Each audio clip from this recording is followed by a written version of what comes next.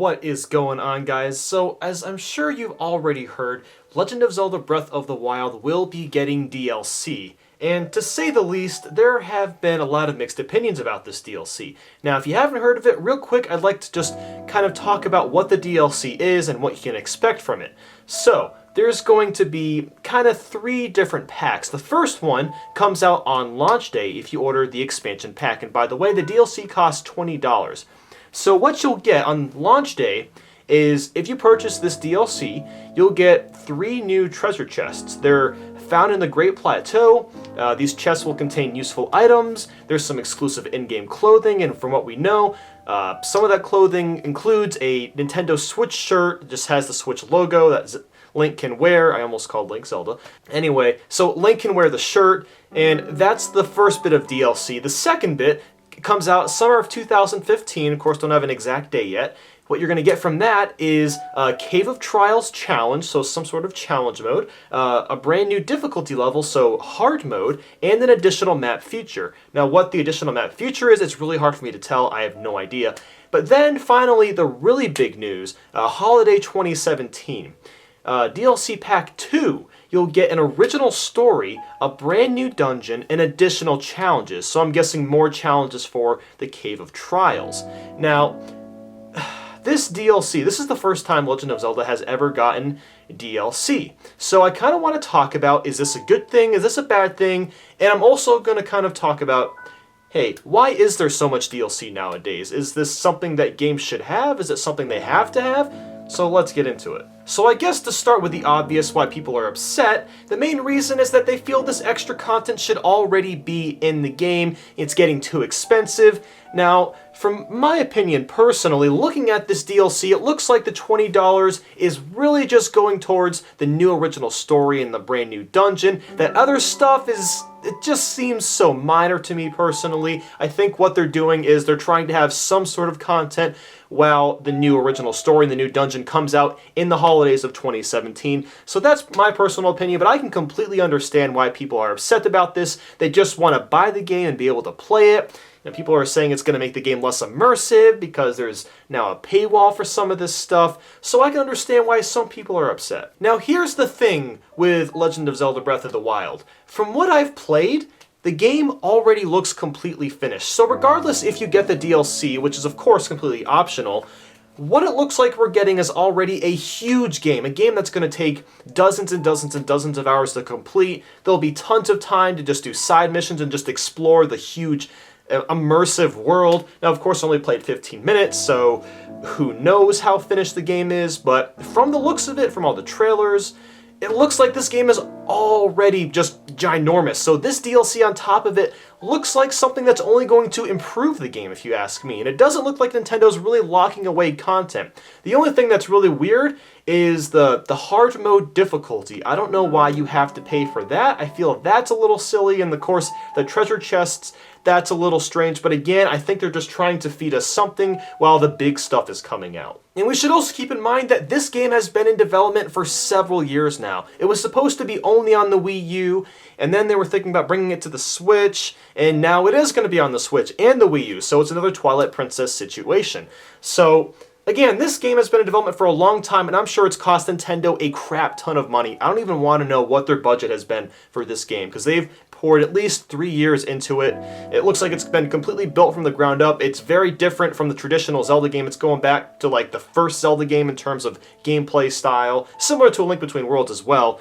But adding this DLC, I can see them just trying to make back some of their money because they poured so much time into this game already. And Nintendo themselves, they very, very rarely screw up DLC. Now, there's been a couple of games where their DLC offering's a little iffy, but I'm going to talk about 3 where their DLC was fantastic. So Mario Kart 8, Hyrule Warriors, and Smash Bros. For Wii U. So I'm going to refresh everyone. Let's start with Mario Kart 8 DLC. It came in 2 packs. It cost $11.99.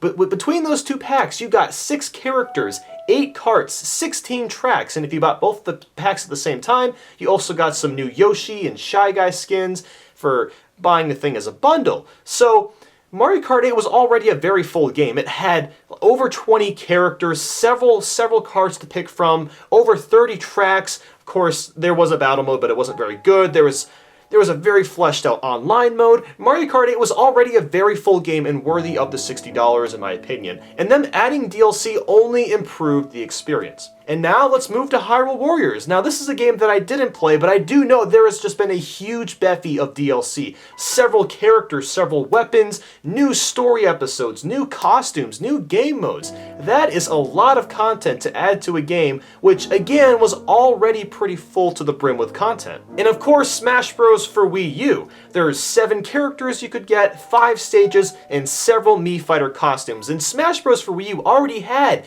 dozens and dozens of characters, dozens and dozens of stages, and just a crap ton of game modes, music, all sorts of extra stuff in that game. So the DLC was a little expensive for Smash Bros. For Wii U, I won't lie. I think $5 a character was a bit much, and the Mii Fighter costumes just kind of felt like microtransactions, not gonna lie.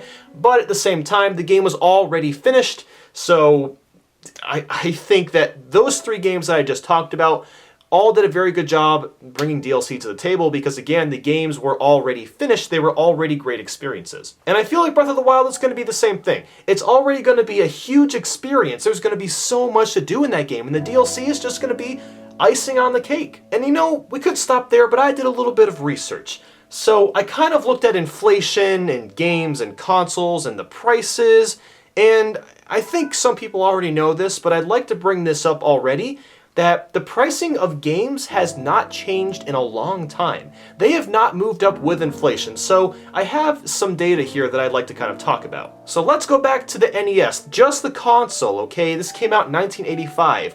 Without inflation, this console cost $200.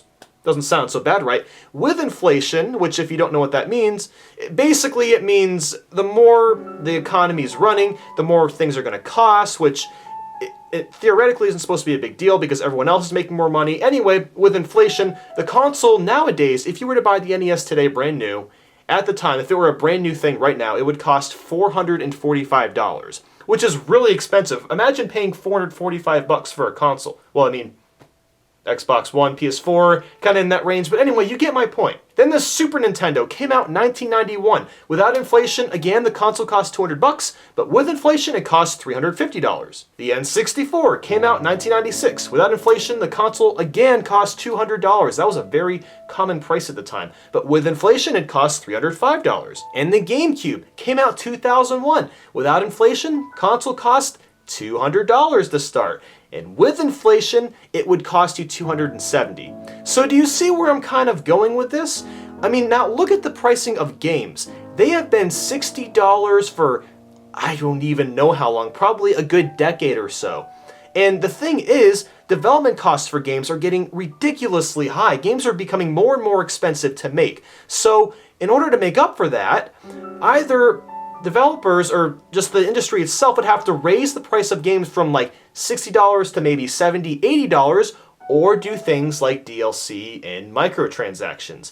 And unfortunately, it kind of has to be this way, just because, I mean, what other choice do they have? I mean, it's really, like, things just get more expensive, and I know $60 already seems like a lot for a game, but back then games cost even more than that. They're actually at their cheapest right now. So that's why DLC is becoming such a big thing, and Nintendo's really stayed away from the whole DLC microtransaction thing until the past couple of years, and they're bringing it to Legend of Zelda, which just shows that Breath of the Wild must have cost them a crap ton of money to develop. So what's cool though about DLC is that, again, you don't have to pay the extra. It's either we're offered additional content from an already fully finished game, most likely, or we automatically have to pay an extra $10, $20. I'd rather have the DLC or microtransaction option if you ask me. Paying $70, $80 for a game, that's a lot of moolah. And that is pretty much all I have for today. Please feel free to leave a like and subscribe if you enjoyed this video. Make sure to leave a comment. Let me know what you think of this whole thing. Do you think Breath of the Wild having DLC is a good thing? Do you think it's a bad thing? Do you think it's a scam? Let me know down below.